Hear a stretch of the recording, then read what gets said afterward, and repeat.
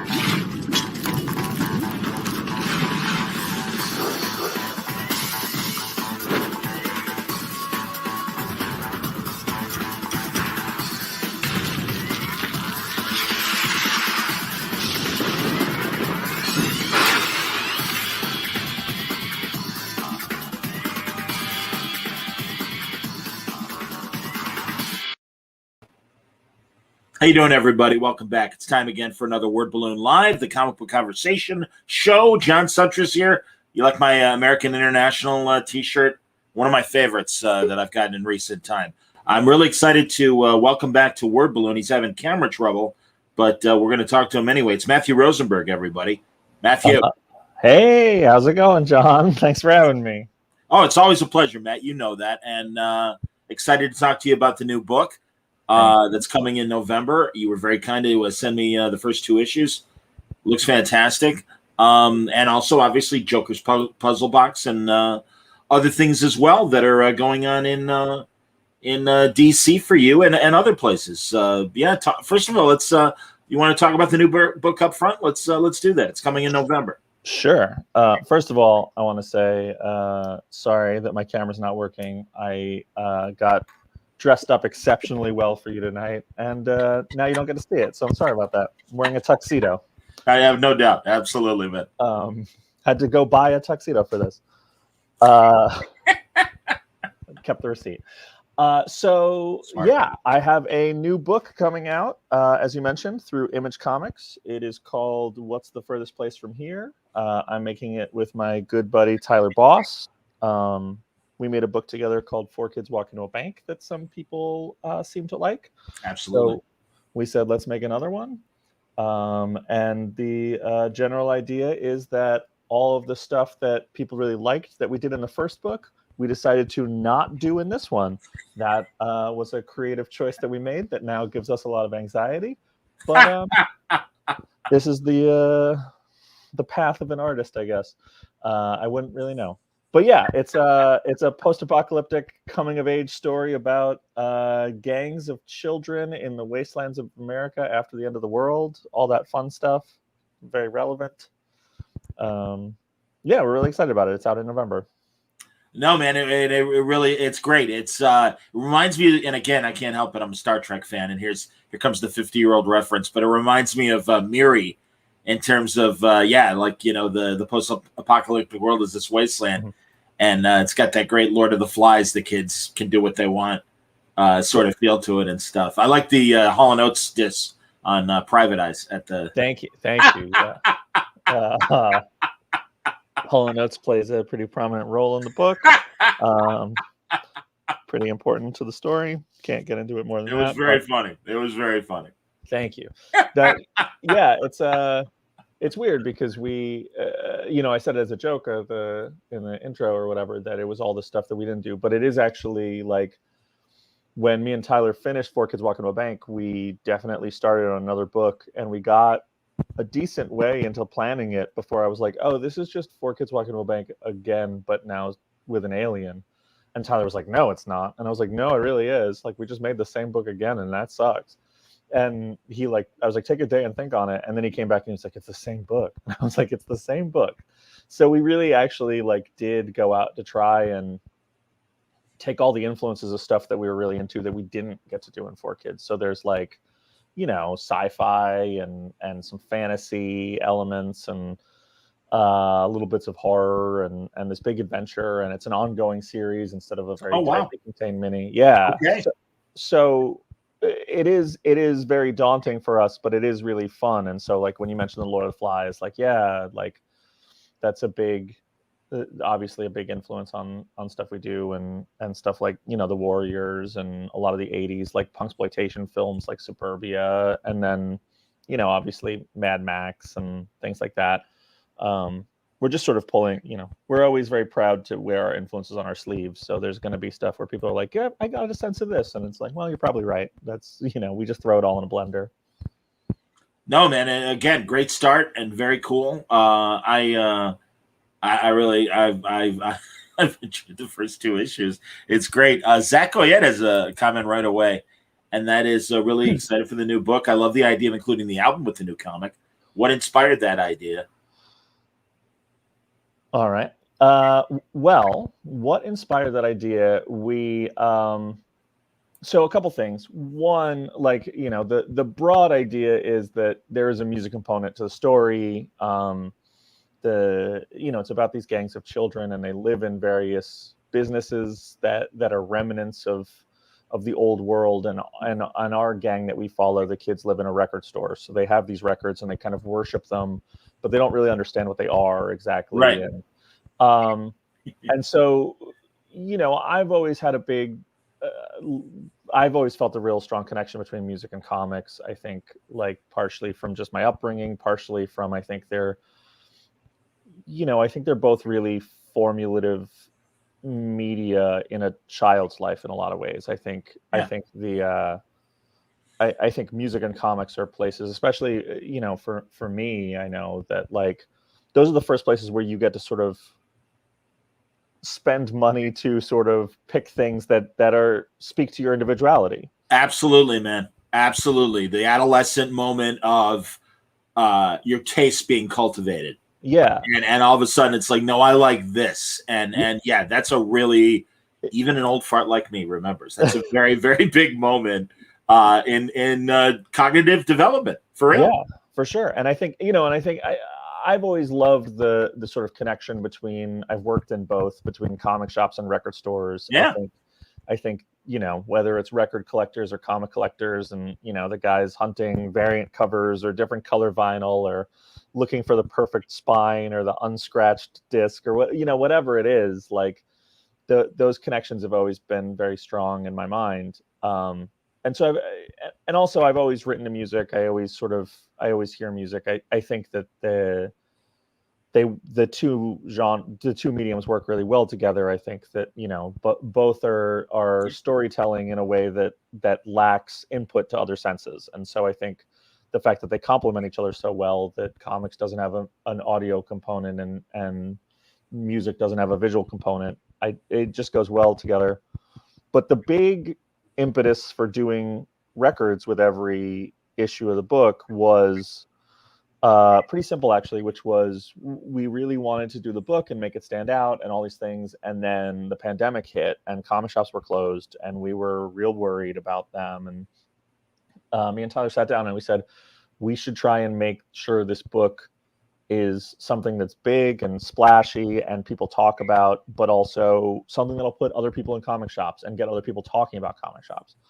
And, we brought the idea to Image of doing 7-inch records with every issue, and they were like, that's cool. And they were like, what do you think about trying to put them in record stores and helping find comic readers that way? And I love that idea of putting comics into record stores. And I said, but right now I think we need to speak to our people and look out for our people, and that's comic shops. And so I was like, no, I want record collector kids to come into comic shops. I want these only to be available in comic shops. I want this to be something. Yeah. We actually had some offers early on when we were talking to take it to record stores, which would have been maybe made my life a little easier. But we passed on those because we wanted to be bringing people in comic shops. And what I've heard so far, I mean, obviously the book's not out till November, but Right. I keep hearing from comic shops that they're just like, yeah, we just keep getting requests for the record. People are really excited. So, yeah, we're really excited about the idea, and the unfortunate nature of the pandemic meant that a lot of bands were grounded. They couldn't tour, they couldn't do anything. And so it was very easy to reach out to a bunch of bands that I love and bands that are influences on us and be like, hey, do you want to just record a song for us? And, you know, Wow. we made it real simple, and we're just like, you know, we're donating all the money to charity. No one's profiting off of that element of it. And, you know, let's just make something cool. So Matt, what, like, first of all, like, can people still order the book? Is there still time before the final? Yeah. Final order cutoff is October 4th. Great. Okay. You got plenty of time. I will say, if you want the record, to move, to call your shop. Call your shop and ask. You better save one for me, man. I've got my turntable. You get one. Yeah. God bless you, son. It is. It is a thing that I'm now very anxious about, because when we were making this, I reached out to a bunch of my friends who are retailers, and I was like, how many of these do you think you might want? Like, how many of these would you need? And people were like, oh, I could take 5 of those, or I could take 10. And I was like, cool. We have to order, you know, record production takes so much longer than comic book production. We had to order the records before the book was announced. Like, we had to order the month ago. And so we were entirely guessing on quantity. And I sort of did a little crowdsourcing with like 10 friends of mine who are retailers and asked them what they thought. And then I basically did my math on that, doubled it. And it seems like we were, I mean, I don't know. We don't have numbers yet, but early indicators tell me that we are going to be short by a lot of records. So, oh, wow. Great. Well, I mean, I'm sorry, but also that's great. And, you know, and it's a 7-inch. Is it an EP? Yeah, it's a 2-song 7-inch. So, yeah. Oh, okay. So no, it's a regular 45. Yeah, it's a regular 45. Okay. Okay. Yeah, does it play at 45 or does it play at 33? It's 45. All right. There's two bands on it, so a band on each side. Yeah. And yeah, we're doing one for every issue. That's great. Which was ambitious and stupid. Yeah. I turned myself into a record label, which was not my intention. But that's really, dude. As we know from our conversations, and people likely know about you, you come from the record world, so that's crazy. You're back in, Michael Corleone. Yeah. It's a weird one to just be back into this and making records and all this stuff, and it's especially weird time to be doing it just because production times are so crazy and supply chain stuff, and so like I had to, for the second one, my pressing plant was like, we can't hit your date. And I was like, are you sure? And they're like, we're 100% sure. There's nothing we can do to hit it. And I had to reach out to 26 pressing plants across the world. And be like, who can hit across the world? Oh, yeah. Wow. I was talking to a plant in, the Czech Republic, plants in Australia, just all over the place. And like, trying to source like, well, they could hit this date, but the shipping will kill us. And, margins are very thin. So it should be an interesting experiment if I don't drop dead. It should be fun. And again, who gets the proceeds? It is different for every 7-inch. We are working with the bands. So we are, each band is going to pick, and, we sort of help them. And, that's great.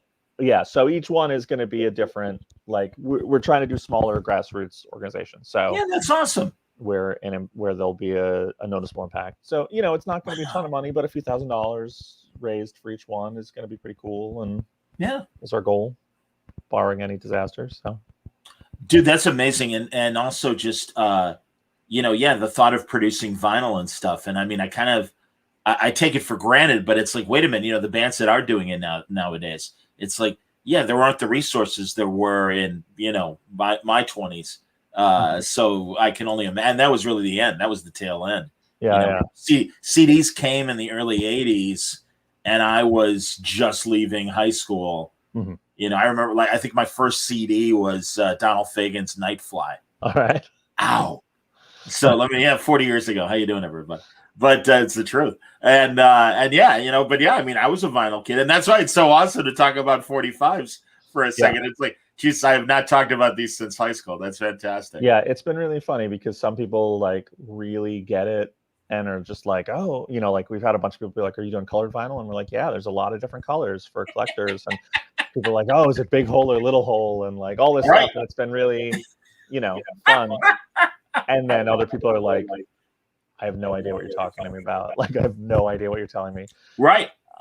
So it's a good time for those who want to hear the songs but don't own a record player. One, you should buy a record player, but also the records are going to come with digital download codes. Wonderful. Okay, good deal. That was going to be that was my next question. And Nerdette wanted to know what style of music. So it's all stuff that I listen to or me and Tyler listen to. So it's mostly like punk, hardcore, indie rock, kind of folky stuff, sort of all over the place. Cool. We've only announced the first one, which is Blake Schwarzenbach, who is the singer in two of my favorite bands of all time, Jawbreaker and Jets to Brazil. Okay. They're like, really foundational, amazing bands in sort of punk rock and post-punk. And a band called Joyce Manor, who are from Southern California and are like one of my favorite bands the last decade. They're just this great power pop band. And fun. Yeah, they're all doing cover songs. So it's all theoretically the book, we never say exactly, but the book definitely is about a world that ended in the past. It's not present day, so nobody has like remnants of cell phones or anything. And so the songs are from an era when they could be records that are in the record store. So everyone is doing older songs. So is Private Eyes being covered? Private Eyes has not been covered yet. The first two songs covered, there is a Lionel Richie cover and an Orchestral Maneuvers in the Dark cover. Oh, fantastic. There you go. Those are my high school years. Definitely OMD and Lionel Richie for that matter. Yeah. Dancing on the Ceiling as he did. Yeah. What a feeling. Yeah, that's awesome, Matt. That is fantastic. Yeah, it's been really wild. I mean, like for our second 7-inch, which I can't say who's on it yet, but one of the bands being covered broke up a long time ago, has reformed in various forms. Wow. It is unclear who owned the copyright to the music, and we have to pay royalties for pressing the records. We have to pay mechanical royalties. And so I went to the agency that deals with it, and they were like, we can't find who to pay. Wow. And I was like, does that mean it's free? And they were like, it definitely does not.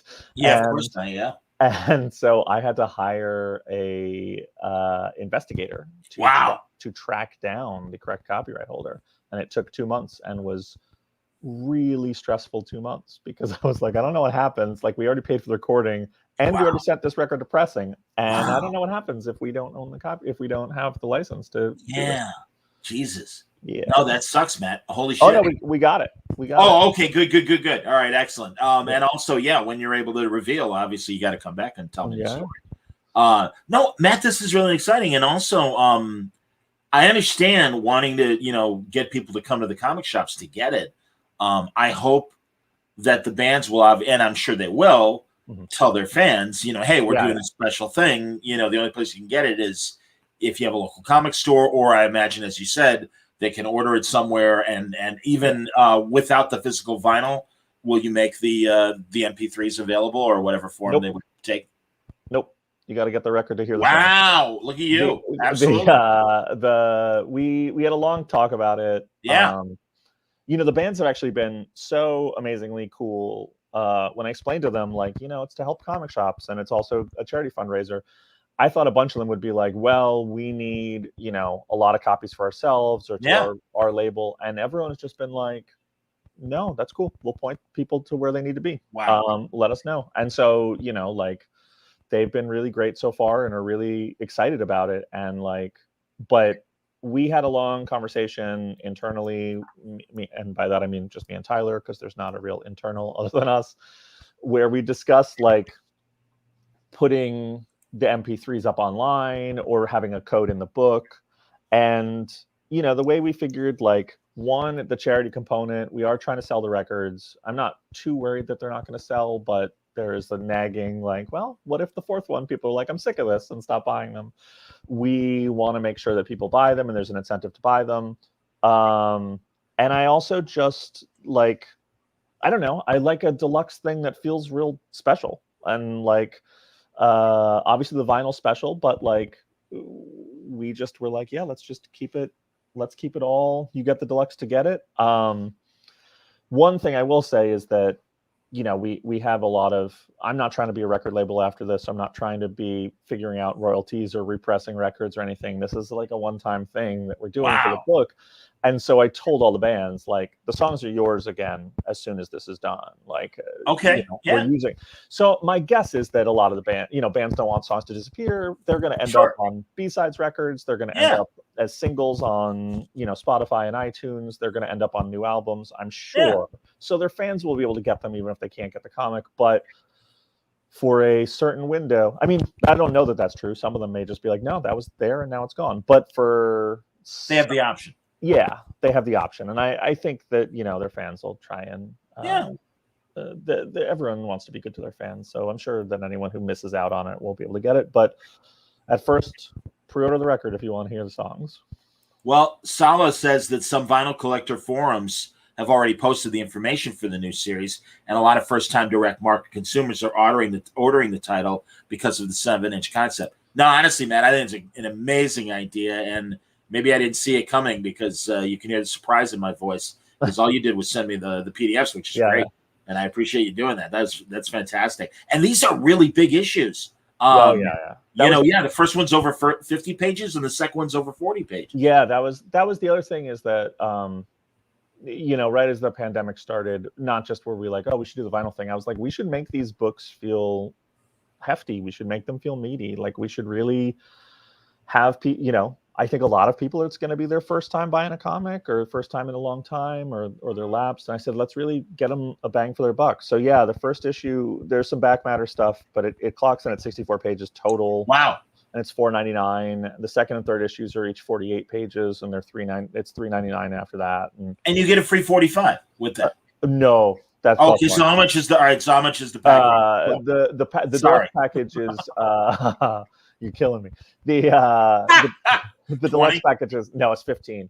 Okay, 15's good. Yeah, 15's good. 15's good. I mean, a 7-inch these days is $10 to $15. So and it's an exclusive cover. And if you just want the record, flip the cover. If you're a record collector who doesn't care about comics, I don't know why you're listening to Word Balloon, but take the variant cover. It's a cool variant cover. Put it on eBay. You'll get your money back. And Bendis did a cover for you? Bendis did a cover for me. Calling in weird favors all day. Yeah, no, we're taking some weird shots on this one, and no, it's great. It's my first creator in a long time, and I was reaching out to, you know, a lot of the people that I love and good buddies and influences. And so, yeah, the first issue has, you know, a cover by Tyler did a cover, and Courtney Menard, who did all the design on Four Kids Walking No Bank, or did some of the design on it. She has a series of connecting covers that are crazy. It's a map of the world, and when you put all 6 of the covers together, it forms a full map. But each issue is where the characters are in that issue. So it's actually a working map that, like, as you get the book, it unfolds. Martin Simmons, who does Department of Truth, did a variant for issue 1. Marcos Martin, Scotty Young, Jenny Frizen, and then I took a real wild swing, and I emailed Brian and was like, hey man, any chance you want to draw a cover for me? And he just wrote back right away and was like, yes. And I was so shocked. And it's awesome, and it's such a good cover, and I love it. Yeah, that's great. No, hey man, I you know, Jinx and Gold, aka Goldfish, and stuff like that, you know, when Brian was doing his dramatic comics rather than his I always forget his showbiz comic that he made. Fortune and Glory. Yeah, Fortune and Glory, exactly. I mean, yeah, he's got his cartoony version, and then he's got his dramatic version and stuff. No, he's a good artist. Absolutely. That's cool. The only page of comic art I own is a Bendis page. Wow. From Jinx. On a page. Cool. Yeah. That's great. Hilarious. People are always like, "Oh, take art," and I can't do it. Even on books I work on, people are like, "Take the art," and I'm like, I can't, because I'm like such an obsessive collector that I'm like, I will go from taking a page from Tyler on this book, and then in a week I'll be like, how do I get a Jim Lee X-Men page, and like, what can I sell to? How can I get a Bernie Wrightson page? How can I get a Jeff Darrow page? So I just go cold turkey, but I got a page from Jinx, and that is my one, hangs on my mantle. That's excellent, man. Everyone can see in the background there's two Spider-Man daily strips. Mm-hmm. And in the background, you can also see. I always have to like figure out where my figure is. Yeah, I've got other pieces on the wall. They're all commissioned. Oh yeah, very very little original art. Mm-hmm, mm-hmm. Because I love getting commissions rather than original pages and stuff like that. Yeah, I have some commissions. I have a few, but I don't ever go seek them out. Just because, again, I'd be homeless with a folder full of really nice art. Exactly, with a folder of amazing art. No, I can appreciate that, definitely. No, believe me, I get it. But this is really, really cool. And again, here I've got the cover. Actually, the story of why I have the Bendis page is kind of a good story. Go for it. We were at Heroes. No, we were at, was it Heroes Con? Now I don't remember where I was. Might have been Comics Pro. I want to say it's Comics Pro in Portland, but it might have been Heroes Con. Now I don't. No, it was Comics Pro. And they had a Hero Initiative, or maybe CBLDF charity auction, and I went with Jerry Duggan.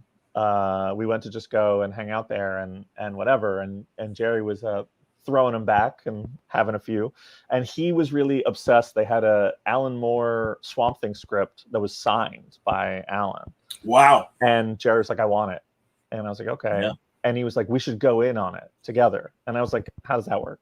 How does that work? Shared custody. He's like, it's a whole script. Like, we can split it. And I was like, but he only signed one page. He didn't sign all of them. Like, I get the back half of a script. Yeah, exactly, man. And he was like, I don't know. And so he was like, okay. He's like, I'm going to bid on it. If it hits, I don't remember what the number was. It was like $200 or $300. He was like, take my paddle from me. He's like, don't let me keep bidding. And I was like, okay. And so he starts going, and it gets too rich for him, and he's all mad and whatever. And I was like, all right, let's get out of here. And we go to leave, and they're like, up next is a page by Brian Michael Bendis from Jinx. And I like whirled around, and Jerry thrust the paddle at me, and he was like, go. And I was like, all right.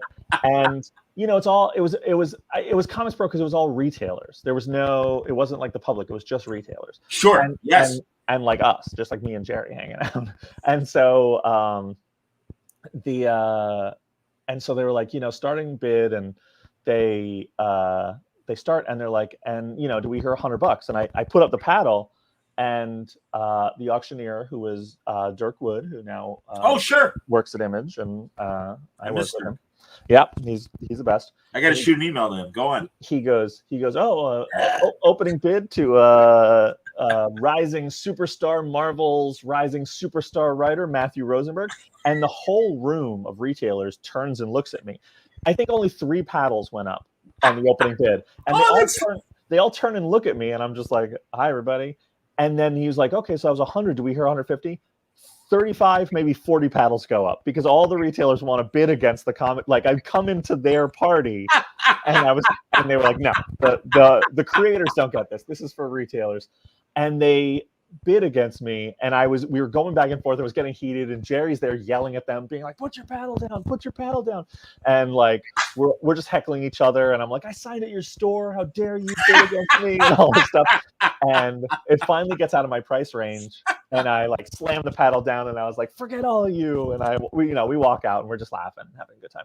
And I'm in the lobby later, and a guy comes up to me, and he's like, hey, I want to show you something. And I was like, what's up? And he opens his bag, and he pulls out the page. And I went, yeah, congratulations. And he went, no, you don't understand. And I was like, what's up? And he's like, I didn't think it was fair that they were all bidding against you for this. Like, I thought, you really wanted, and I've read interviews where you talked about how much you love Bendis's work. And he's like, I bought this for you. Wow. And I was like, what? Wow. And he was like, yeah, you just have to come sign at my store sometime. And I was like, I would do that anyway. Like, Anyway, I'll yeah. do that anyway. And Yeah. he was like, you know, your books That's sell great. really well for us. You made me a lot of money. I just want to do this as a thank you. And he just gave it to me as a gift. And it was really like a really powerful moment for me. And yeah, I know we were in Portland because the next day, Brian invited me to dinner at his house. And I went, and there was a bunch of people there. And I went to dinner and I was like, oh, after dinner, we were sitting around and I was like, hey, I actually have something to show you. And I opened my bag and took it out, and he hadn't seen the page in, 25 years. Wow. Yeah. And they were like really blown away. And it was really kind of an amazing moment. A bunch of amazing moments. Sure. Yeah. So that's the story of my Bendis page. That's outstanding, Matt. Oh my! And of course, you and I bonded at Rose City, not this past weekend, but the last time there was a Rose City back in 2019. Yes. So when we were hanging out with Charles Soule and Charles, not your brother, it was Charles's brother. It was right? Charles' brother. Yeah. No, that was a good time. We had a blast then. We had I had some good fried chicken that night.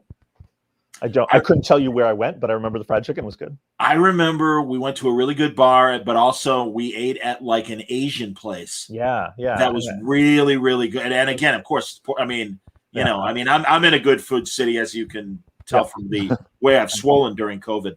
But also, yeah, man, Portland's amazing. And yeah, it was great food. Fantastic food. So, too funny. Dylan Barrett has a couple comments. Let's go. And he says, hey, I'm sorry I missed you at Edmonton Comic Expo. Do you plan on returning someday? And he says 4 Kids is amazingly funny. Dylan, thank you. I missed me at Edmonton Comic Expo. I didn't go to Edmonton Comic Expo. Oh, there you go. So you didn't miss anything. But I would love to go to Edmonton. I've never been to Edmonton. And I used to live in Canada for a little bit. Oh, I didn't know that. So yeah, just not like full time, but my dad was working on TV shows up there, so he lived up there. So I was bouncing back and forth between New York and Toronto, and I have a real soft spot for Canada. I love Canada. I love their barbecue sauce.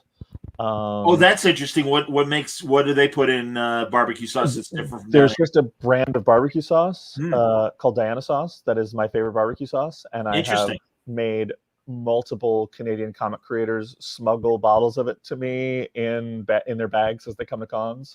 Ed Brisson definitely came down to New York once with a suitcase with 10 bottles of Diana sauce in it. Under the deal was if one of them breaks, I had to buy him a completely new wardrobe and luggage. And I was like, well, that's risky for me because you could not pack it well if you have an old suitcase and ratty clothes and make totally. But he was good to his word. And no, I just love that barbecue sauce. And I actually think I'm going up to Buffalo in 2 weeks because Tyler is in Buffalo and we're going to go sign some books together, sign some posters for some stores, mail some stuff out. And I was like, we should dip across the border to Canada. And I was like, cool, what should we do? And I was like, and really, what I'm coming up with bullshit, but really, I'm just like, I just want to get barbecue sauce. Absolutely. That's hilarious because in the 90s, my one of my first roommates was constantly going to Canada, and he would sneak back Tim Horton coffee. Oh, sure, yeah. And we would love Tim Horton coffee and stuff. So that's a Canadian delight. So I can appreciate what you're saying. Definitely. Now they got Tim Hortons. They got Tim Hortons by you, don't they? Yeah. It was like, and again, once again, showing my age, back in the 70s, Coors was not coming past Denver or wherever I know they made it in Denver or whatever, but that was like a real, like, hey, we're going to the West Coast. Let's bring back some Coors. And especially my dad was in the bar business and stuff. So yeah, he was like, oh man, like it was a real treat when somebody gave him a case of Coors or whatever. Back then. I love that. So, stuff. I love the find the regional food and bring it home. Yeah. 100%. I feel like the world is the world is shrinking enough that we don't do that as much anymore. But that used to be. I mean, I used to tour with bands, so it was always like you have to know the best spot to eat and what you're in town for one meal. Where do you go? Kind of thing in every city, and it was the best. I agree, and especially even internationally. And I really think that, and I'm not. This isn't hyperbolic. I really think if people sat down and had a meal a lot of barriers would come down. For sure. And you would just get to know people through the food. I mean, that's why Bourdain was always so great. Mm-hmm. And Rob Burnett, one of my YouTube buddies that is a big Star Trek guy and stuff, he always says that as well. I totally agree. Yeah, totally agree. Definitely. Dylan, I want to also know if you've got any Marvel projects coming up.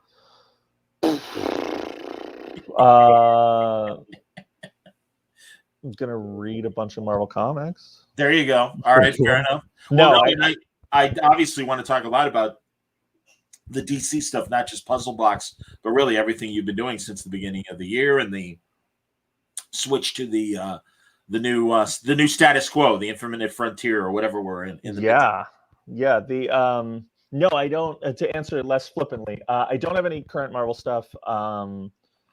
My plate is wildly overfilled. Good. I have a bunch of stuff at DC, a bunch of stuff launching in the next 3 months at DC, some stuff for next year at DC that I'm really excited about. Good. This book at Image, and then I have a bunch of my own creator-owned stuff that is going to be announced later. So wonderful to hear, Matt. Absolutely. Yeah. Here, while we're on DC, I mean, I did want to talk specifically about the Joker Puzzle Box. Sure. And as Jared asks, he's curious if your editors gave you free reign on the whole gallery of bad villains, or if you had to leave some in the toy box and they were given to you. Yeah. So my editor is Katie Kubert, who is great, a longtime buddy of mine, was a Marvel editor. When I first started at Marvel, she was like one of the first editors who tried to bring me in. Wow. And was like asking me to pitch on stuff when I was just starting, and I was sending her terrible pitches, and she would be sweet enough to take me out to lunch and be like, "This is why your pitch sucked," and I'd be like, "Okay." And then she left Marvel, and I was like, "Well, there goes my career." But she landed at DC, and yeah, so she brought me in. The Puzzle Box is sort of as much her idea as mine, maybe more hers. I don't know how much ownership she wants to claim over it, but she, all the innovative, cool stuff is her pushing to make something that feels different and weird and fun. Yeah. And basically, she was just like, it's a mystery that's set in Gotham with the Joker as your narrator. He's your crypt keeper.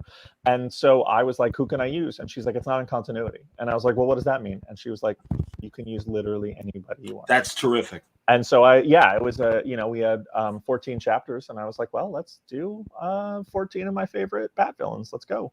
And it's been great. And like, it's really fun to do a book that the number one thing people are saying to me about it, and I normally it's like sort of a backhanded compliment, but I actually like sort of built the book to be this way. People are like, I'm really surprised how much I like it. It's not what I thought it was going to be. And like, that always feels loaded, but this time it's like, no, we made a Joker book that isn't really about the Joker, doesn't really have Batman in it too much, and is like a showcase for amazing artists and weird stories and like an interconnectivity and just like trying to be as weird and cool, but like homage all these different eras of Joker and, like of Batman stuff that we love. It's got, kind of a 66 feel to it in the Joker, but then, it's got Harley Quinn and Punchline and all these people in it. It's a super weird project to just be like, it is what it is and it stands on its own. And so, they let me do whatever I wanted and just sort of helped steer the ship, because it was a wildly out of control ship sometimes, because it's a very weird book. But would you categorize right now at DC that, they really are open to any ideas? And because that's the promise of Infinite Frontier, is that they're not going to let continuity get in the way of a good story.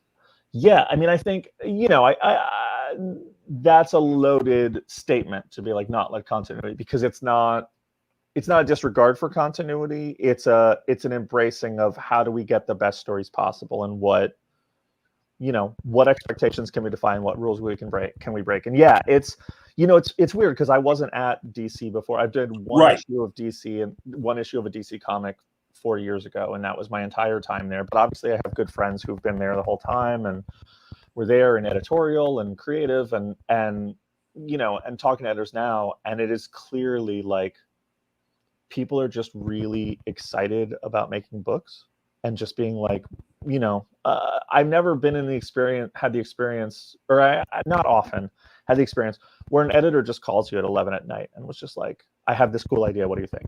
And it's just so excited, and you're excited, and it's fun, and it's collaborative in this really amazing way. And the editors I work with, from Katie on Puzzle Box, and I'm working with Paul Kaminsky and Dave Welgus on Task Force Z, and doing some stuff in Detective Comics with them, and Ben Abernathy, worked with him on Grifter, and working with him on DC versus Vampires. Like, they're so passionate and excited about making books that it's so infectious. Like, I keep telling people, are like, oh, you seem like a different person when you talk about this stuff these days. And I'm like, it's so infectious. Like, it's so exciting to just like be able to call someone and be like, is this a stupid idea? And they're just like, no. Or like, better, like, yes, but let's make it an awesomely stupid idea. It's really been a blast at DC. I'm having sort of the time of my creative life making books there, for sure. All right, I'm going to let Zach ask his question, and then you mentioned DC versus Vampires, and I haven't checked that out. I don't know if it's out yet, but Zach hopes one of the DC announcements is a new Wildcats book. If not, who do we need to bribe, blackmail to make that happen? Any interest in the Wildcats? Well, of course, Grifter, obviously you've been writing. Yeah, I love the Wildcats with a love that is unnatural, that is bordering on disturbing. No, yeah, I love Wildcats. We definitely have teased some Wildcats stuff, and yeah, that's a really good question. Thanks for asking it. And fair enough. There you go. All right. What's a fun fact? Next year is the 30th anniversary of Wildcats. Who knew? Gee, that's interesting. All right, then. I think there's enough breadcrumbs for you there, Zach. Absolutely. So tell me about DC versus Vampires. Are you? I mean, I always love some of the, like, I love DC's version of Frankenstein, the Frankenstein monster. Yeah, I love I Vampire. Yep. Yeah. Tell me about DC versus Vampires. So DC versus Vampires is a really fun one. It's when I started doing stuff at DC, I started doing Grifter, and I was doing some shorts. I did a Legends of the Dark Knight issue, and Death Metal, and a few other things. And I was talking to them about other stuff and sort of building out some other stuff. And James Tynan, who is a very good longtime friend of mine, called me, and he was like, hey, do you want to do a book with me? And I was like, yeah, let's go. Sure. And he was like, no, let me talk to you about it. And he gave me the pitch, which is that it's not in continuity, but it's its own universe, it's its own continuity. It feels like it could be continuity, but it's not.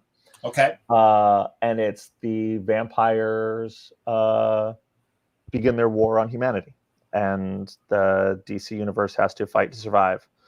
And I was like, yeah, that's super cool. He's like, it's anybody you want to use in the DC universe, hero, villain, whatever. Anybody can live, anybody can die, anyone can be a vampire. It's sort of playing on the deceased Marvel Zombies thing. Sure. This is the end of the world, and let's watch all the cards are on the table. But it's fun because we have our own thing, because a zombie, you know what a zombie is. When you see a zombie, you're like, that guy's dead. But vampires blend in, and so there's an element of intrigue and seduction, and who do you trust? And that for me is really fun to play with, because we're not letting you necessarily know who you're following, who's a good guy, and who you're following who only seems like a good guy. Is really fun. So yeah, James sold me on it from there, and I was like, yeah, let's do it. And he was like, oh, you didn't let me get to the hard sell. And I was like, oh, I'm sorry. He's like, you just said yes. You're supposed to be like, I don't know. And I was like, no, that sounds awesome. Let's do it. And he's like, oh. And I was like, well, what's the hard sell, James? And he was like, we already have an artist locked. And I was like, who is the artist? And he was like, it's Otto Schmidt, who I did Hawkeye Freefall with. Right, absolutely. One of my favorite modern artists. Sure. And he was like, yeah, it's 12 issues with Otto. Oh, that's great. And so I was like, okay, yeah, I'm still in. Like, yeah, I loved it before. I love it more now. Still want to do it. So that's been it. And we've been building it. Me and James and Otto and Ben Abernathy have been building it out. And it's really, the things they're letting us do I'm constantly surprised they're letting us do, which I think is sort of the point of a book like this. Like, it's full of heart and passion and a love for these characters, but also it's a horror book, and it's full of moments where people are going to be yelling at us and people are going to be shocked. And that's really fun for me. I always really like getting yelled at on the internet is always a high point of my day. So when does it start? End of October. Terrific. That's great. Yeah. Man. All right. So 6 weeks away. Yeah, 6 weeks. I'm launching that and a book called Task Force Z, which is Red Hood leading. That's in continuity fully, but it's Red Hood leading a suicide squad of villains who are already dead. So it's Bane and Man-Bat and Arkham Knight and Mr. Bloom and some more people, and they're already dead. They're zombies, and he just points them in the right direction. So and those launch on the same day, which is someone at DC Marketing's good sense of humor. But on that day, like, it's vampires and zombies from me that day. Yeah. Right? And for the next year following. But wow. Yeah. So have you not? You're. I'm assuming you don't want to reveal cast members yet for DC versus vampires. I mean, it's everybody. DC versus vampires is everybody. It's, like the first issue, you see all the Justice League, you see all the Bat family, you see all the Arrow family, you see the Legion of Doom, you see iVampire, and then it just grows from there. It's the Birds of Prey are in it, the Teen Titans are in it, the Outsiders. Cool. Yeah, they're all there. Wow. All the villains. Yeah, it's big. It's a big event style book. It's a whole world's in peril kind of thing. So is your DC knowledge, is it deep? I mean, do you know the sea level idiots from the 60s and 70s and people like that? Yeah, it's pretty good. It's pretty good. I think I pull some good deep cuts. Cool. I have James and Josh Williamson are my sort of go-to crutches when I'm sure. I need this thing and I don't know what it is. I'm spending 5 years in Marvel camp. Yeah. Like I often call them and I'm like, who can I get who's and we'll just name a Marvel character. I was like, who's DC's whatever. But no, my knowledge is pretty strong. I think people will be pleased with how we go. Yeah, there's some deep cuts. For sure. I don't expect an answer to this, but my request would be that Ragman shows up in the book at some point. Ragman just might show up in the book at some point. There you go. There you go. Let me just throw that in there for you. Yeah. Absolutely. So I always love. He's like one of my favorite street characters. Oh yeah. Ragman's great. Yeah, exactly. It's like what a great idea, and especially like I think as our society does crumble and stuff, Ragman would really be needed right now. Yeah. I actually have a pitch I can't talk about, and that is one of my favorite pitches I've ever written to DC, and Ragman is a big part of it. Boy. I knew I liked you for a reason, man. Yeah, it's a good Ragman take, I thought. That's awesome. Zach also says he loved your Thunderbolts mini back to Marvel. Was that roster your choice? Was it handed to you? He really liked your take on Taskmaster and Batroc in particular. Thank you. So Thunderbolts thing was funny because I was talking to him for a long time about doing an ongoing Thunderbolts book that was a very different book. And then with COVID and blah, blah, blah, and they were like, yeah, let's just do it as a King in Black 3-issue thing. And they were like, do the book you pitched. And I was like, I pitched a 2-year story. I can't do it in 3 issues. And so I was like, no, I'm going to throw that out and do something completely different. And then they said to me, we have one request. And I said, what's that? And they were like, we want Star in the book. And I was like, oh, okay. And Star is, a Captain Marvel villain that Kelly Thompson created. And, absolutely. Yeah. Kelly's a good friend. And I was like, Kelly, they want me to use Star. Is that cool? And Kelly was like, don't ruin her. And I was like, all right, okay. Probably going to ruin her. Let's go. And after that, the thing I asked for that I didn't get, I was really, really into the idea of having Taskmaster, Mr. Fear, and Crossbones. I wanted 3 guys with skull faces. Funny. who just all were mad at each other, that they all have the same motif, like all the time. They're just constantly all annoyed. And then there was some other Crossbone stuff going on. They're like, you can't have Crossbones, but you can have Taskmaster and Mr. Fear. And I was like, all right, that's those 2 out of 3 ain't bad, to quote my good friend Meatloaf. And everyone else were my choices and folks I love. But I do love Stars, so it was like one of those things where editorial tells you have to use a character, and I was like, oh, that's fine. I need a heavy hitter. She's a great choice. So, but Batroc and Mr. Fear and Taskmaster and Figment, they're all characters that I really dig. Figment is obviously a little bit of a lighter character, but a Dan Slott creation. Always happy to use one of Dan's characters, and it was a fun time. Got to run around with the Sentry's corpse. Another thing that I was pretty sure someone was going to step in and be like, you can't really do that. You can't really have just an ongoing joke where you're carrying around one of the Avengers corpses, but no one ever seemed to look at the book, so we got to do that. Very cool, man. I wanted to ask you, and you mentioned your father earlier in the Canadian stuff he was working on back in the day.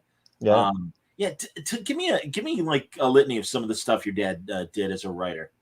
Sure. Yeah.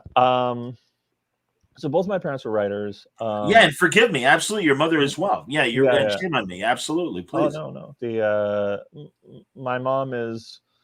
It's always a funny thing because my dad was a very accomplished writer.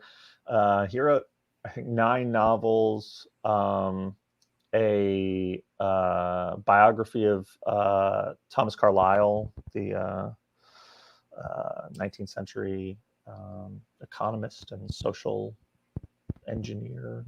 I don't know. That's not a right. They're great. Whatever. I know what you mean. Whatever. Moving on. Like an Ezra Stone later, and other economists that had social philosophies as well. And then he wrote on network television. He wrote on a bunch of sort of police procedural stuff. He was sort of the head writer on those. He wrote on a short-lived hospital drama called Nurse, which was won some Emmys and stuff. Michael Leonard from Mother on the Waltons, or no? No. Maybe. Or maybe it was in the 70s or in the 80s? 70s. Yeah. Father from the Brady Bunch. Robert Reed. Yeah, I think that's right. Maybe I made that up. I don't know. I've never seen it because not on DVD. Well, for a while, I was thinking your dad was Stuart Rosenberg and was corrected. And it's like, no. That was it might be a little too old to be your father. I don't know if he was in the family as well. The director, Stuart Rosenberg. No. Taking a Pelham 1, 2, 3. And no. Okay. So, and your father's first name again? Philip. Then he wrote from there. He wrote after doing TV, which being the head writer on TV, network TV for a long time, on a bunch of like police procedurals, almost killed him.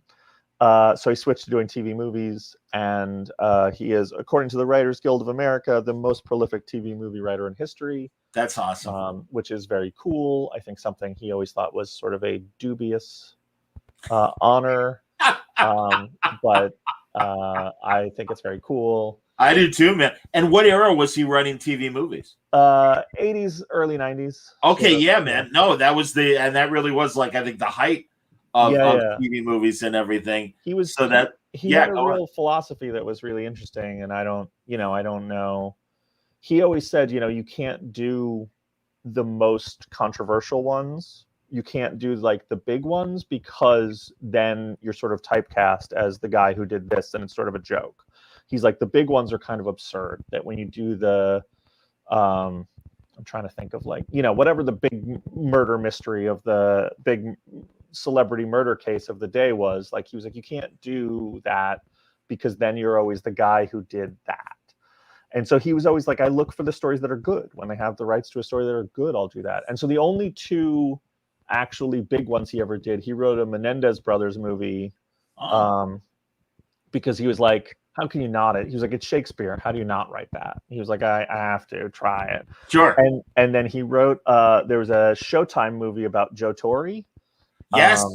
With Paul Sorvino, right? With playing Paul Joe Sorvino, that is correct. See? and my dad wrote that. I saw that. Absolutely, I saw that. Oh man, dude, I swear I will be looking up your dad on IMDb when we're done and combing through. There's a great book, and I'm sure your father's in it because it really is this comprehensive collection of television movies going back to the 60s through the 90s. Oh yeah. So I'm sure he's in it. Go ahead. I'm sorry. No. I like to check that out. He did that Paul Sorvino movie because he was a diehard Mets fan, baseball fan, and a Mets fan. He did the Joe Torre movie, and when he went, he worked with Joe a bunch, and cool. He went to the Yankees clubhouse once, and Joe. So wait, your dad was a Mets fan, but he wrote the Yankee bio? Yeah, well, Joe Torre was on the Mets. Oh, that's right. He was as a player. Of course he was. And so my dad went to the Yankee clubhouse, and Joe was like, "Are there any of the players you want to meet?" And this was in like the height of the beginning of the real '90s Yankees, the beginning of the dynasty. Sure. And he was like, Joe was like, "Are there any? Let's go grab some food. Do you want me to see if any of the guys want to come? Like, you want to meet any of the players?" And my dad was like, he'd held his cards really close to his chest the whole time, and then he was like, "Yeah, maybe if you want to invite like Rusty Staub." Rusty wasn't there. He's like Darryl Strawberry, Doc Gooden, and David Cohn. And Joe just stopped and he went, "Did they hire a goddamn Mets fan to write my movie?" And my dad was like, "Yeah." And he was like, "All right, let's go." And so it was like the high point of my dad's life was like going out to eat with those guys. And I also know another high point for your father, and I always love this, your Carl Reiner story about your father and everything. Yeah. Man, honestly, that is awesome. And I know in some way, prior to hearing your specific story about that Charlton Heston bit, I know I've heard about that bit before. It is one of those classic Your Show of Shows comedy sketches. And the fact that, people could read about it at CBR and some of the other places. Mm-hmm. You of course, originally put it on your own Twitter feed. Yeah. But, man, your dad got to speak to the comic gods of Mel Brooks, Sid Caesar, and Carl Reiner. Yeah. That's amazing. Jesus. I had Carl... as you know, in his last few years, was just cranking out books. Sure, yeah. And I was so glad he was doing it. Mm-hmm. And I bought his Dick Van Dyke book, and you could, for like an extra $25, have him write a note to you and stuff. Oh, that's great. And truly, like, one of my prized possessions. Sure. And and I got to see Mel at the Chicago Theater, the same presentation he did a couple of years ago with Blazing Saddles in New York. Mm-hmm. He brought to Chicago first. So we saw the movie, and then he did like an hour of Q&A and stuff. And my God, I'm so glad I saw Mel Brooks live. I'm like, like that's huge. I can rest easy. And I love Sid Caesar. I have both of Sid Caesar's books. I mean, he was a genius. Yeah, genius. I think it's funny because I told the story, and I guess, just for people who didn't see it, like basically the story is that my dad and his twin brother, their whole lives had this. My dad was obsessed with this joke from Your Show of Shows.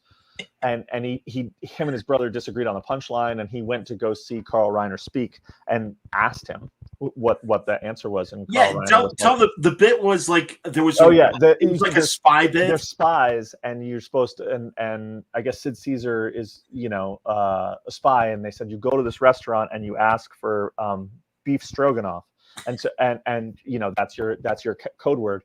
And so he goes to the restaurant and he goes, can I? I'd like to.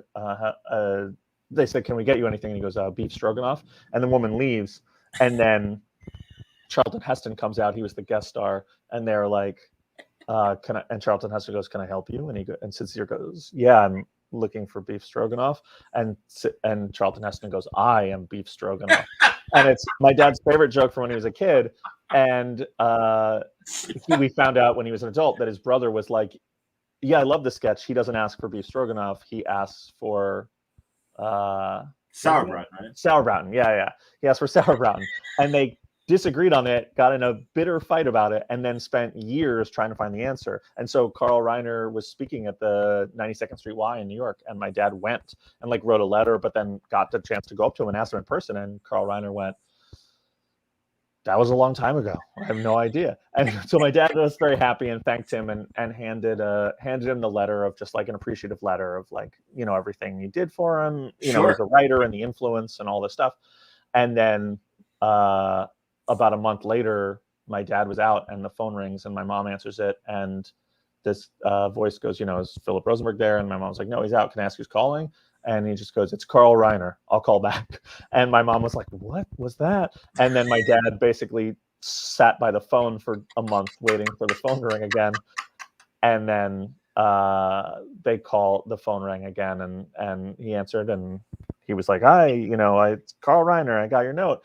And Carl was like, I read your letter and it really touched me. And he was like, "So he's like, I don't know the answer." And he's like, "But I'm having dinner with the guys and we figured we'd call you." And he puts The it on, guys. and it's Mel Brooks and Sid Caesar and Carl Reiner all together. And so they talked to my dad, and they were like, we don't know what the correct answer is, but we think that beef stroganoff is funnier than sauerbraten, so we give it to you, which is amazing, and such a perfect. As a Greek guy, I'll use Yiddish. What a mitzvah! I mean, that is incredibly what a menschy thing for these guys to do. And I'm sure your dad danced on air for months after that. Yeah. And it's funny, and also to rub it into his brother's face. For sure. It's amazing. Not only do they say I'm right, but they called me personally and spoke to me. But it's funny because I told the story on Twitter, and it really connected with a lot of people, and a lot of people were sharing it and reaching out to me, and it was really sweet and really nice thing. And it was on the when Carl died, and it was sort of a really nice, beautiful moment, and I thought a nice celebration of his life. But the big takeaway for me was always we're always told don't meet your heroes, and for my dad it was like, oh no, he met his heroes, and they were everything he wanted them to be and more. And that's always funny to me, because for me, I always talk about, I think I told this story last time I was on the show, that when I met I met Brian Bendis, and I asked for advice, and he was so generous and so kind with his time to me, and then has always been so supportive. And now, I'm honored to call him a friend. But I told him once, I was like, I everything I do in comics, the way I interact with fans and the way I interact with aspiring creators, is I'm trying to do what you did for me. I'm trying to follow in your footsteps. And Brian laughed, and he was like, "No, you're not." And I was like, "No, I am. I really am." And he was like, "No, everything I do, the way I treat people and the way I do that, is from Walt Simonson. I learned that from Walt." Yeah. He's like, "So you're just doing what Walt taught me to do." Yeah.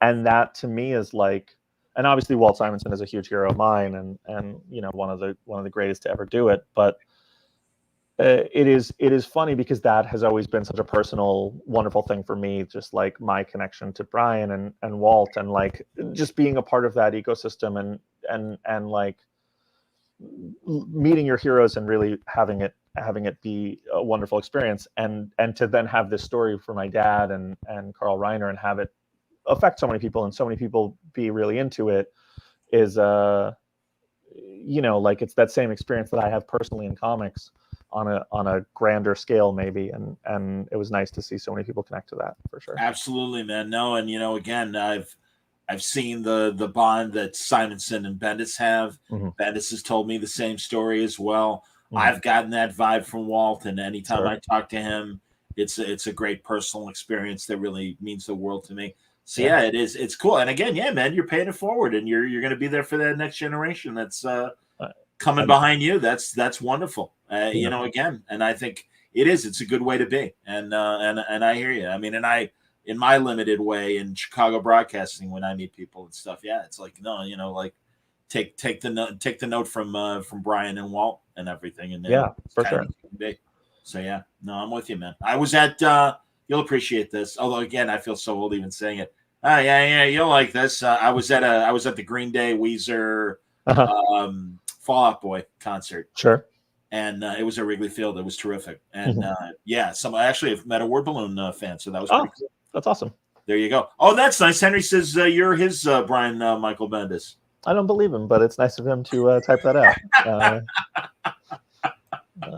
He's a liar. Cool. He's a liar, but it's a nice lie, and I'll take it. Big lie. No, that's excellent, man. Very, very cool. Are you going? Are you doing any shows before the end of the year? No. I don't blame you. No, I don't blame you. No, I'm no, it doesn't feel. I'm vaccinated. I'm sort of the opinion that it's probably fine for me, but I don't love the idea of encouraging people to get in a big building and crowd around and It just doesn't seem, that's not my thing. You know, it's hard with the Image book coming out in November. Yeah.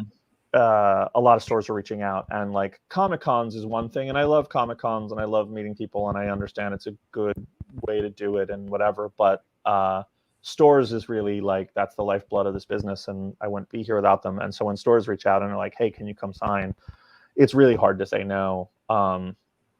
You know, I think the last book I had, you know, the last major book I did a push for, I signed in 46 stores in like 3 months. Like I try and go above and beyond for them and do whatever I can. And it's been really hard. And like, I don't think we're doing any signings for this book. We're trying to do everything else we can to help stores sell the book that isn't a signing. There's a couple stores that were like, we have a big outdoor space where we can have people lined up and far apart. And I was like, that gets me closer to being able to say yes, but I don't know.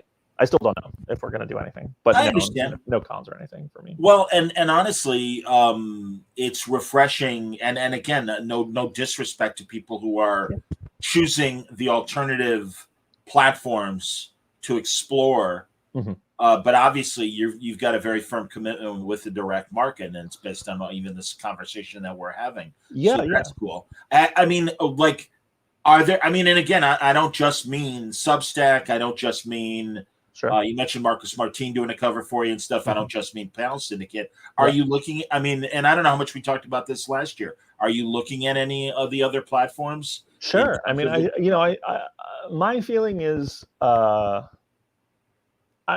feel like I'm a physical comics guy, so I'm always going to try and I'm a comic shop person. I buy my books. I you know, before all this nonsense was going on, I was, you know, at least once a week in a comic shop for, you know, I don't know, probably 10 years without missing a week, like real diehard there. And I love a physical book. So I'm always going to make books for comic shops, and I'm always going to make, you know, try and make physical books. But with that said, like, we have 10 years of research now that shows us that like the comicsology, the digital market is not eating into physical readership at all. Yeah. Physical readership is up. Comicsology is the same percentage of it. Like it's not doing anything other than reaching new people. And I think anything you can be doing to be reaching new audiences, whether it's, you know, a web comic, comicsology, Substack, whatever it is, like, I applaud it. I think it's great. I think, you know, anything we can be doing to evangelize comics should be commended. With that said, like, my drive is always going to be the comic shop, but yeah, I'm super down to do other stuff for sure. I just would be really sad to do stuff that didn't have a physical component in the end.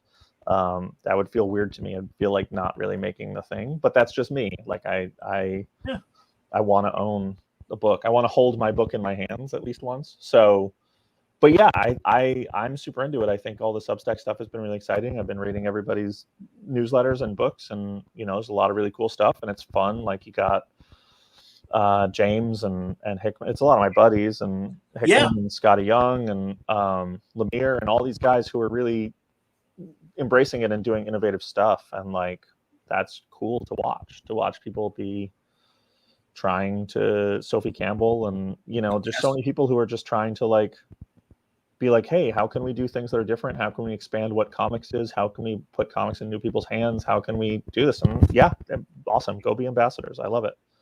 Agreed. Zach wants to know what it was like working with Nick Spencer on Amazing Spider-Man. Nick is like a nightmare person. So it's really hard. No, it was good. It was good. Nick is a funny guy. He's a very good friend of mine. We're sort of an odd couple in a lot of ways. I think everyone at Marvel always thought it was very weird that we were pretty close, because we're politically not that aligned, and we're fashionably not that aligned. And Nick likes a fancy meal, and I like a hamburger from a cart that maybe is going to give you food poisoning.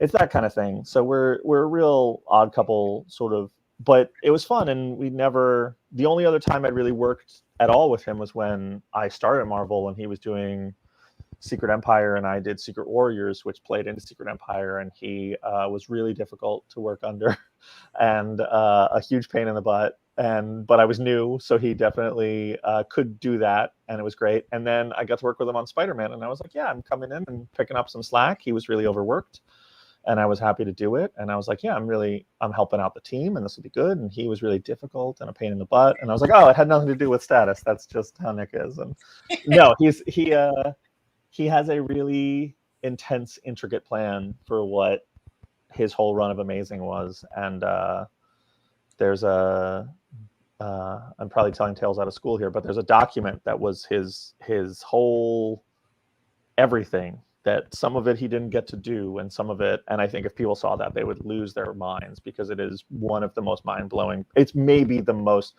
I'd put that and Hickman's X-Men pitch as like the two pitches where I was like, oh, these guys are working on another level than me. Like, this is just so smart and intricate and like nuanced and referencing the past and redirecting things and making things that fell out of favor be relevant and recontextualizing things in such a smart way. Really brilliant stuff, and just like full of twists. And like, I'm sad we're not getting the full execution of that, but that's, you know, where we're at in comics these days. But so it was hard, you know, coming in to work with Nick on it. There wasn't a lot of room to be like, I have this great idea. It was kind of like, what are the marching orders? And I was happy to do it. And like, you know, got my name on Amazing Spider-Man.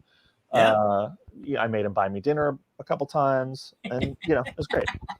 But I mean, so, and obviously you like co-writing as well as doing your own thing, I'm assuming. Yeah, I like, I mean, it depends. I don't love co-writing with Nick, but no, I don't. That's a joke. And I make that joke like he's going to listen to this, and he probably is. He might or might not. I don't, you know, honestly, I'm going to bug you. I only would ever contact him through Twitter. And after he left Twitter, it's like, oh, I don't know how to get a hold of Nick. And obviously we haven't had any shows. So I think I've asked you before, Matthew, and I know I've benefited from our mutual friends going like, hey, how do I get in touch with Matthew? He's dropped off social media. And that's always my like fault thing, is like, oh, I DM you guys all the time, and you're sweet enough to follow me, so you answer me and everything. That's, you know. But yeah, but regardless, I mean, but yeah, it depends. Obviously, I imagine. No, I've never had any bad co-writing experiences. What's fun to me is that it's wildly different every time. Seeing how different people approach things is really cool. Like, you know, doing Spider-Man stuff with Nick, and doing Uncanny X-Men with Kelly and Ed, good friends, and now doing a couple different things in the Bat Offices with James. The Bat Office with James has been great, and I'm co-writing a thing with Mariko Tamaki. Oh, wonderful! It's also nice when it's just like, oh, these are all people whose stuff I read and love, and I'm like really inspired by, and so it's a fun experience to see how they approach things differently. And like, you know, I laugh because I write, of anyone I've co-written with, I write the most long, intricate, obnoxious scripts. Like, I have the most like shot directions and panel breakdowns and all this stuff. And I'm sure some artists hate it, but it is funny when you see some people's scripts come in and they're so just like bare, and they're just focused on like the energy and the dialogue and the drive of the point. And like co-writing with those people is always like, I just feel bad for artists when they get a script that's like so schizophrenic between me and whoever. But I like it for sure. That's excellent. And I'm so glad you and Otto are back together again, because that was one of the burrs in my saddle. If it was again with COVID, I always forget the timing. But yeah, getting your Hawkeye Interrupted the way it did. By the way, great title for a movie, Hawkeye Interrupted. Hawkeye Interrupted, that's great. That was probably on the list when we were trying to name Hawkeye Freefall, because we pretty much went through everything. And when I say that, I mean I just sent the same thing over and over again, and Marvel editors would send back different suggestions, and I would send them back the same thing. But Otto is amazing. I feel really lucky, especially you know, working with Tyler. He's one of my favorite artists. Tyler, one of my favorite people. So it's such an honor, and like, he just elevates everything I do. Or Tyler Ross, excuse me. And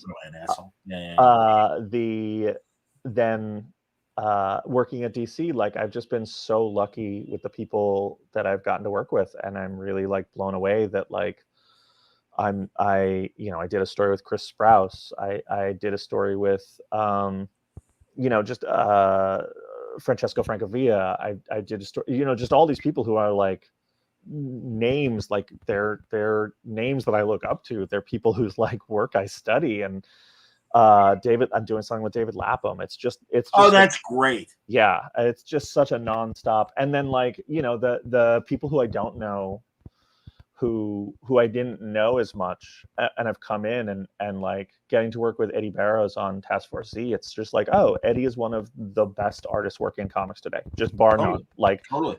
And it's funny because he was working with, when I was doing Grifter with Ryan Benjamin, who's also amazing and a classic Wildstorm artist. Chip was doing, in the same book, Chip was doing a Red Hood story with Eddie. And when Chip was like, oh, what's Eddie doing next to DC? They were like, oh, he's doing a Red Hood book with Matt. And Chip like called me and was like, you're doing a book with Eddie? And I was like, yeah.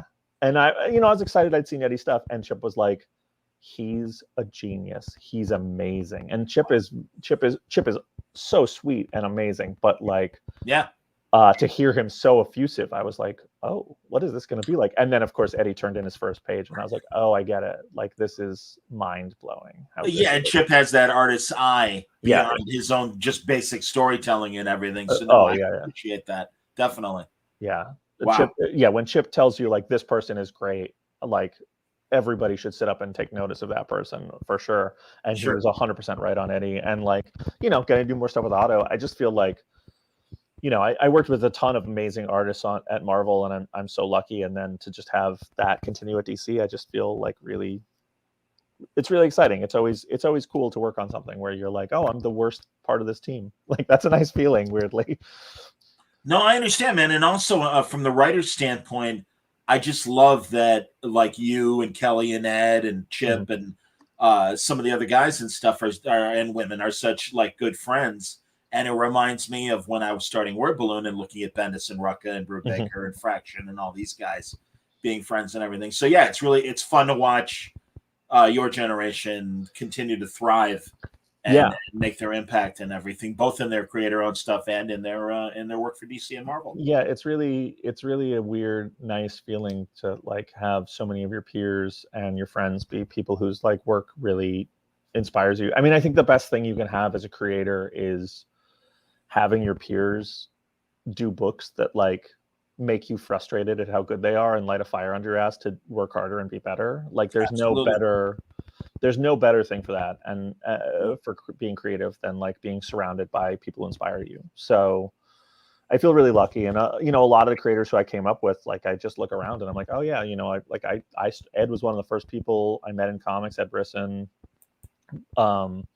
But like Mike Morisi, who's doing amazing stuff at Vault, like one of my oldest friends in comics, and Frank Barberi, who's doing great stuff and has an amazing new book from Comixology out. Like, these people are all just like, I read their books and I'm like, man, I need to be better. And that's great. Like, it's a great frustration to have. And, if you could bottle that, that's how the world would be a better place. I keep smiling at every name you drop because it's like, yep, friend of mine, very good, very good. And absolutely. And no, I just talked to Frank last week, in fact, about Astonishing Times with Eris.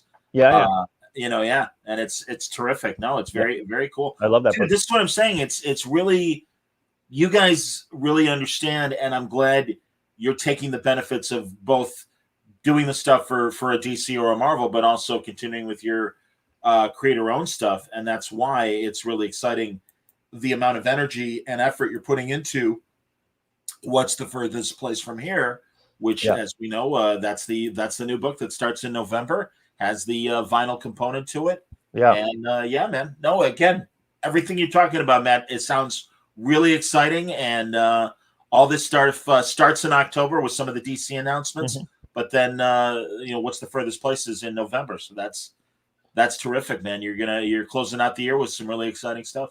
Yeah, I'm really excited. And What's the First Place from Here is my first creator-owned book in a couple of years, and so I'm like wildly nervous about it. It's just like the regular anxiety. I forget that it's a different anxiety. Like, you get a different kind of sweaty when you think about it than doing a like a fan favorite character, but we've sent it out to retailers and the response has been great. And like retailers told me that the orders, people have been really excited to order it, which, it's not always the case on a new book. And so obviously me and Tyler are super appreciative of that. But like we sent it out to we've been sending it out to pros slowly. And like, I'm not telling them be delicate. I'm real anxious about this, but I'm just like, here it is, check it out. And like, people have been really, really kind. And so like you still have that anxiety, but it's definitely lessened by a bunch of my favorite writers being like, wow, this was crazy and really good. It's like such an honor and to think, I don't know. I can't even put into words what it means, but I'm really excited for the book to be out there. And I hope people give us a chance and check it out, because it is a real years-long labor of love for me and Tyler. And it's a really strange book, but like a very personal book. So no, I think they're going to like it. Here, real fast, Stephen Commander, before we give the wrap. Good evening, John and Matthew. I love your newsletter. It always makes my day. I love seeing Night Thrasher and Hawkeye Freefall, and he would love to see a team book with those characters. Well, it's not going to happen now, so I might as well say it. Doesn't matter. My follow-up pitch for Hawkeye was going to be, I pitched it, and my editor, Jake Thomas, who I pitched it to, who is one of the all-time great editors, loved it, but they went in other directions. But I pitched doing Heroes for Hire that was Night Thrasher and Hawkeye. That was my that was going to be the next thing I wanted to do. But COVID sort of upended a bunch of stuff, and the Hawkeye sales weren't what they wanted them to be. But as these things happen, but yeah, that was my goal, was to try and do Night Thrasher. That's why I did a story in Incoming. I don't even remember what it was called. Incoming, I think it was called. Yes, sure. All short setting up the universe, and I did a Nova story that was about the Annihilation book I was doing, but it was about Night Thrasher trying to put a team together, and reaching out to Nova, and Nova being like, I can't do it. And so that was trying to set up doing Heroes for Hire, and the idea being that they're a slightly less than legal superhero team, and basically Hawkeye was going to be, Hawkeye was on the outs with the law and sort of hiding and sort of, but willing to do a kind of Robin Hood thing. And Night Thrasher was seeing that like the legitimate superheroes infrastructure wasn't working. So while he was trying to put together a New Warriors, he was bankrolling Hawkeye. And so he, because he's rich, and so he was funding it. And so was Night Thrasher and Hawkeye teaming up to sort of sneak out at night and instead of doing the good, take down the bad guys and lock them up, they were doing more of a let's rob the bad guys and use that to fund this and do these things. And so that was my pitch, was a sort of dual Robin Hood kind of thing, Heroes for Hire, that was Night Thrasher Hawkeye. But we didn't get to do it, which I was very bummed about. And then Otto went to DC, and I went to DC after him. So we're doing DC versus Vampires instead. But I would have liked to have done it. I understand. Well, not to bring up like an old girlfriend scenario, but as we're talking, the Hawkeye trailer for Disney Plus today. Did you watch it? And are you able to still enjoy Hawkeye despite the the disappointment that you weren't able to continue with the character? No, I mean, I grew up with these characters. I love them. I read Marvel books every week. I love it. So asking me if I watch the Hawkeye trailer is complicated, because I try not to watch trailers of things I'm excited about. I tend to avoid them because I'm just like, I'd rather go in blind. But I watched Hawkeye anyway, which was very unusual for me. And it was great. It looked great. I watched it because people have been on my Twitter all day being like, oh, there's a Ronin thing, and is this your thing, and what is this? And I'm like, I have no idea. It looks like it's just Matt and David and that team's book for the most part, with hints of what Kelly did. And I just love Hawkeye so much that I'm super excited. But obviously, like the My Life as a Weapon era and Kelly's Hawkeye are some of my favorite comics in Marvel ever. So yeah, show looks awesome to me. I finally got, I don't know why it took so long for me to have Fabian Nicieza on my show. But when I did, I loved his short-lived Hawkeye for sure. From 20 years ago or whatever it was. And I always tell him that, yeah, because I've seen him at shows, and it's like, dude, that was like really one of my absolute favorite early 2000 books. And man, I'm with you. The funny thing about Hawkeye, like, people are always like, oh, like, I think more casual fans are always like, oh, Matt Fraction, David Aja's Hawkeye. And I'm like, yeah, except there's never been a bad Hawkeye book. Like, every Hawkeye book is good. And people are like, well, everyone? And I'm like, yeah, like, pretty much. Jeff Lemire Hawkeye, great. Yep. Jim McCann Hawkeye, great. Yep. And obviously Mark Grunwald Hawkeye. Of course, absolutely, yeah. Yeah. Mark Grunwald Hawkeye, one of my top 5 comics of all time. So, like, it's, people are always like, oh, how much was Fraction and Aja an influence? I'm like, a huge influence, but like, my love for this goes back to Solo Avengers. Like, that's a Hawkeye book to me, and it's one of the best comics ever. So, well, and even Thunderbolts back in the day. Oh yeah. And his involvement with Thunderbolts and everything. No, I'm with you, man. And West Coast Avengers, Hawkeye and West Coast certainly Avengers. West Coast Avengers, absolutely. Yeah. God, even as a little kid watching the Cap cartoons that really were Avengers adaptations and stuff. Yeah. And the Iron Man story with Black Widow and everything, the first story. Yeah. Oh yeah. No, I'm with you. I'm a Hawkeye diehard for sure. I'm with you, man. Absolutely. That's cool. Any other thoughts on any of the recent stuff, Suicide Squad or? I watched Suicide Squad last week. I've been working so much that I haven't watched. I'm like a bad fan. I haven't watched any of the Marvel shows. Like, I've not. Well, I've watched the Marvel shows, but I haven't watched Shang-Chi yet, so I understand. I haven't seen Shang-Chi. But I just watched Suicide Squad because it's like it was leaving the HBO Max, and I was like, I have to watch this now, or I don't get to see it for 2 years or so. For another month or whatever. Yeah. Right. And so I watched it and I loved it. I thought it was great. Definitely one of the best openings to a superhero movie I've seen in years. Yes. Like, just hilarious. And then the hook of it, I was like, oh, that is really, really well done.